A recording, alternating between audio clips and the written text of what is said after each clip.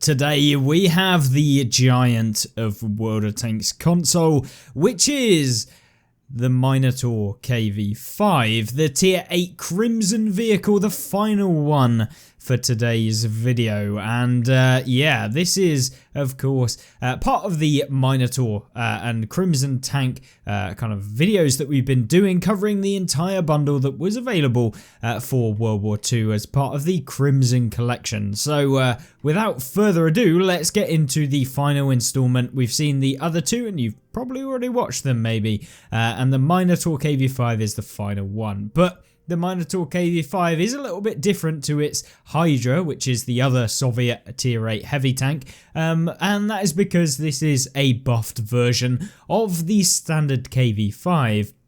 And so, yeah, this should be pretty interesting to see how this one plays in game. And we've got an interesting replay where you can see both the armor, the damage, and yeah, how this tank can also be a little bit annoying to play at the same time. But what is the Minotaur KV5? Well, it's all about having the thick armor, the speed for a gigantic tank, the kind of damage per minute that the tank gets, as well as also having the hit points to tank quite a few of your hits and really drive a wedge through a lot of the opponents. And it also gets rid of some of the negatives of playing the standard KV5, and as such, let's have a look at both of them, because at least then we get a good indication as to what each of the variants of the KV5 are about.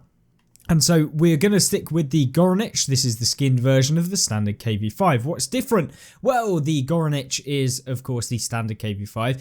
This one only plays up to tier 9. This is a preferential matchmaking vehicle, whereas the Minotaur is, like the Hydra IS-6, a playing up to tier 10, so it no longer has preferential matchmaking compared to the standard KV5. So in order to compete with tier 10s, what Wargaming did was buff the Minotaur KV5, meaning that when you get into a game up against, for example, a Goranich, you are just better, and that is because you have increased penetration. You got 227 versus the KV5's 175, and that's on the standard rounds.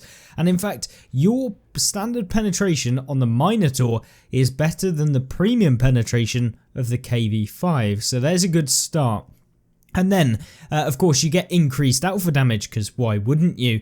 And that means that you got 320 versus the 300 on the standard KV5. So you're dealing more damage, having higher penetration so you can deal with tanks, and of course having ridiculously high penetration on the premium rounds, 289 pen, meaning that basically everything you meet can be penned with the KV5. So yeah, this one is not to be messed around with, and it can certainly deal a lot of damage, but there are some weak points to this vehicle, which are those gigantic droids, and you might be thinking, oh, are they the exact same?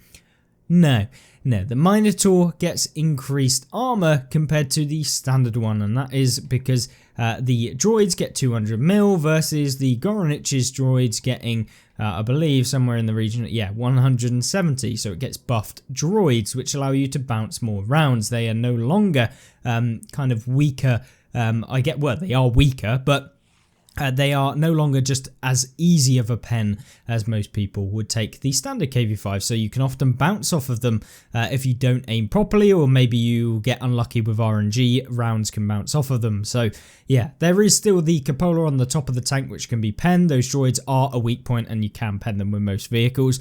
If you aim properly, the lower plate is also a weak point, although it is fairly strong. But either way, the armor works pretty well, and in fact reverse side scraping with the KV5 is actually better than actually going frontally with the KV5, and that's because you can hide the droids. So essentially all the enemies will see is, if you remove the back of the tank, they just see the side from this sort of direction as you come around the corner. You can also hide the cupola on the left hand side if you're angling out from like a right side, or from your left, if that makes sense. And so yeah, you can often hide the cupola depending on how you're what corner you're actually taking. But the Minotaur KV5 doesn't just do that. Its penetration and damage per minute allow you to deal quite a lot of damage pretty quickly. You're reloading in 9 seconds, and that's how, with all of the bonuses that we've picked in this tank. That's not even with advanced loader. And the reason why we did that is because we ran a ramming build in this tank. Now, if you wanted to min-max the vehicle, I would suggest taking off spool liner and placing in advanced loader and then maintaining everything else. The extra speed that the traction system does allows you to turn quicker and increases your top speed. And it's not necessary in this tank, but it certainly is useful.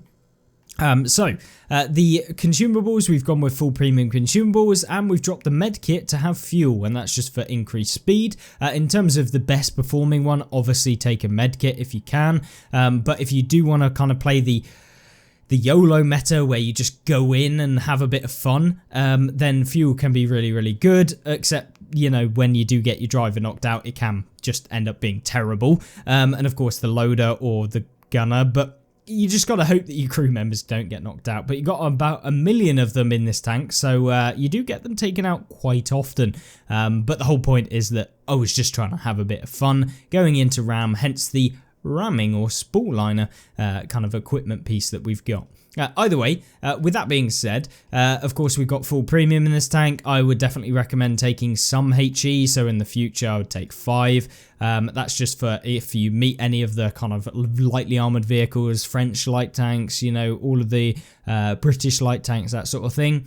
It's nice to have the HE, and of course the HE damage is actually significantly better. You go from 320 to 420, which is big, and the penetration isn't awful. 62 can pen quite a few of those light tanks, so it is useful in having that, and I would definitely recommend.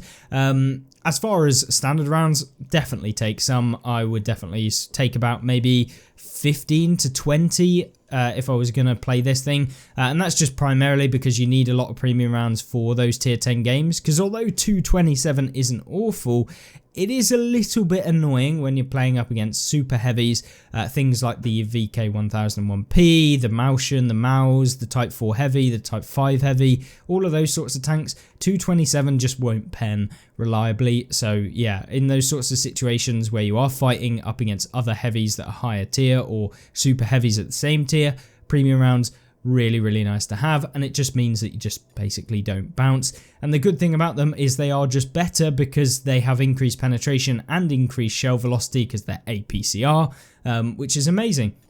So that's kind of how I run this tank, how I would kit it out for the various different situations, whether you're ramming or whether you're going for the overall just domination. And of course, much like the other tanks, this gets a 75% silver bonus. It gets 7 degrees of gun depression, which is amazing. Accuracy is also amazing, 0.28. You've got 2.12 second aim time with the commander that we've got set up. I'll show you what that is. Of course, the horsepower to weight ratio is not the best, 12. Of course, this can go up essentially if you're taking the other kind of speed boost equipment that is advanced powertrain, but you know, I just wanted the top speed, and of course the turning speed, because this vehicle does not turn particularly fast, 19.8 degrees a second, so it takes you almost 20 seconds to fully rotate this tank, and that's not including the turret, so that's just to turn the hull. Of course, when you include the turret, it becomes significantly better, but still takes a long time, about 9 seconds.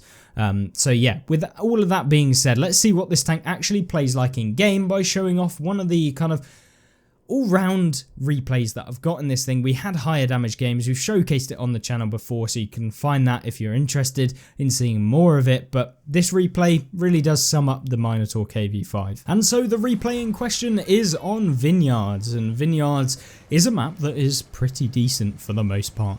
You have a lot of different things that you can do on the map, there's plenty of different positions you can go to, but with how we've got this tank, I am primarily focusing on the southern side of the map. I don't usually go over here, which is something that I've been trying to do just to try and test myself in different situations, different places. But we're going to make our way over here, that primarily so we can try out the different spots and see if we can make it work. Now, we do make a few mistakes in this game. Obviously, when you try out something new, it doesn't always go particularly amazing, and there's definitely things I would have changed about how we played this game. Not necessarily about how we played in the southwest corner, but what we did from there. But either way, what we do here, we've got 1780 hit points, which we want to use effectively. We don't want to take any early game damage, but we also want to get forward quickly enough such that we're not going to lose out on damage by being at the back. And you do not want to snipe in something like a Minotaur, because the whole point about it is that you need to be up close and personal and just dominating people. That's what it's all about, literally getting up close and just basically hugging them to their sleep, if you know what I mean. And you can see here the Scorpion G obviously coming over, trying to deal with us, and unfortunately for him, he gets hit by us on the move. That's because the dispersion of this tank is insanely good. It does not bloom out. The accuracy on the move is amazing, and when you're fighting tanks like the Scorpion G, you really can push them quite easily. And so already we're up to 610 damage, and we've basically not stopped the entire game. But we are going to stop, and the first tank that we're going to stop for is the T-32, who we put one into the track of. The enemy artillery is already loving me right now, and that will continue throughout this game. So yeah, it's always fun when that happens. But another one into the T-32 there. We bounce a few. We're up to 725 block. This tank armor definitely works, and that is the fantastic thing. A standard KV5, it doesn't necessarily work, and that's because the cupolas on and the droids, they are just worse. They do get penned by a lot of tanks, whereas this one, when you're in a top tier matchup, it feels amazing. They really struggle to deal with you. The only tank that's actually really done any damage to us happens to be the only tank that really does damage to anyone, which is artillery. So yeah, with that being said, we are getting hit from the side, and they're all bouncing because, you know, playing a super kind of heavy vehicle, we can kind of bounce quite a few rounds, and you can kind of play that in a tier 8 matchup. You want to be getting forward, you want to be doing stuff like that, and so far we've picked up 1400 damage whilst blocking nearly 2000, which is more than the hit points of the tank. But we do need to stay quite far away. We don't want to get hit by people in the spawn, which is why I'm going all the way over here when we cross down to try and go into the dip. And hopefully we don't get spotted or hit. And we do. We get tracked, but it's fine. People just bounce and bounce and bounce, and it's basically the experience of playing the Minotaur. So yeah, even when you're side on, the armor's pretty strong. So yeah, especially up against like tier 6 vehicles. Now, with that being said, we are now relying on other people to try and spot for us. The view range of this vehicle is god-awful, especially when you're trying to push against tier kind of 8 tank destroyers who are camping in the bushes, tier 7 tank destroyers, basically anything that has any amount of camo and view range. This tank will get spotted. It's gigantic. I mean, it's no surprise, I don't think, that you're getting spotted by, you know, the campers in the base. So either way, we're going to push up now. And this is probably the mistake I made. I push up a bit too far. I'm thinking, you know what, screw it. I'm going. I am moving forward. I cannot be bothered. And realistically, I'm the one that's usually farming people who do this exact same strat. But we're trying to angle for the opponents here, allowing us to get into this position here with only taking one shot. But this is where the kind of gameplay breaks down. Now, we get a lot of damage, but it kind of breaks down because we can't really do anything. We have to reverse away if we want to kind of avoid getting hit. But you can see here we're just dealing a bit of damage, pushing back in, avoiding any potential damage that is coming in by using the rock in between us. Artillery isn't in this game. People could probably see my cupola over the top of this rock if they are up above me, which can definitely happen. You do get penned sometimes, but the problem is we're gigantic, and the view range, as I say, is not amazing, and of course the camo is not amazing either. And when you're trying to bait TDs that you know have penetration to pen you, it can be a bit rough. But so far we've made it work to a degree. But we get spotted here, which makes me think there's someone over to the right, since we got spotted in a location that we didn't get spotted before. It either means that someone's over to the right or someone's over to the left. The high likelihood is that they're probably over to the left. Now, with that being said, we've spotted about 4 or 5 tanks that were over here when we started coming over. We're getting shot by about 1 million of them. So I'm kind of hoping that our team will dispose of the heavy tank that's pushing our base and then come and support me, because that would be really nice. We can definitely weather the storm so far. But of course, as we're poking, we do get penned. Our shell goes flying over. Trying to go for blind fires, just basically see if we can spot anyone. And that's the main problem. But we find ourselves a Guardian who we do manage to snap, which is amazing. And with the Guardian that's now pushing up, we've got to get rid of him if we have any chance of being able to win this game. But the problem is when we're actually kind of moving towards him, we do get spotted from the left, and of course it's difficult to outspot people. We've got a charioteer who's out in the open who we get one shot into, and we're hoping that he bounces his next one or maybe avoids actually being able to hit us. He's shooting at us angled, and now the Guardian does come from behind, obviously not aiming. The KV5's armor on the back end of the tank, on the rear of the tank, is actually pretty strong. I think you have about 90 millimeters or something like that. So it's really, really strong from the back. So you don't want to just auto aim the back of it. It can bounce, very much so. But what you're seeing me do here, we've blocked 6.2 thousand damage, and we find ourselves a Stura Meal, who is, of course, going back into the location that he was last spotted. That's why you don't poke in the same spot that you actually got spotted. Otherwise, people with actual brains will shoot you. So yeah, don't go back to the same position that you did. Now the charioteer comes along. I try and go for the track and damage, but unfortunately we only damage the track, which means the charioteer is free to come around, and he puts one into the side of us, ending our game. But luckily we have a Caro in the base camping. Brilliant. Let's hope we win this game. I'll catch you when we may or may not in this game. Now then, the game ended up with us winning, but not because any of the teammates that were left actually ended up winning the game. It's because we dealt more damage than the enemy team. And that is, you know, sometimes it happens. The Caro basically camped in base all game and then sat behind a building for the last like 4 minutes. So unfortunately, we didn't get the true win, but we kind of won by cheesing it, and the whole battle lasted 15 minutes, which is just long as hell. But we picked up 3.6 thousand damage, blocking 6.2 thousand damage in the game, and really getting quite lucky. This is what the Minotaur offers, and this was not particularly the most amazing game that you're going to see in the Minotaur, and certainly not my best game that I've ever had. It just showed you loads of different things that I feel like are very good about the tank, what's bad about the tank, the size of it, the weak points, and the fact that, you know, if you don't get team support in a tank like this, you can really suffer quite badly, and you do get stuck out on a limb with the view range sometimes, which is exactly what you saw. And you definitely don't want to push from where we were into the position that we ended up in, because, yeah, that doesn't usually work out well, and I'm usually the one that's farming the people that do it. So yeah, be careful and don't fall victim to your own positions that you use in the game.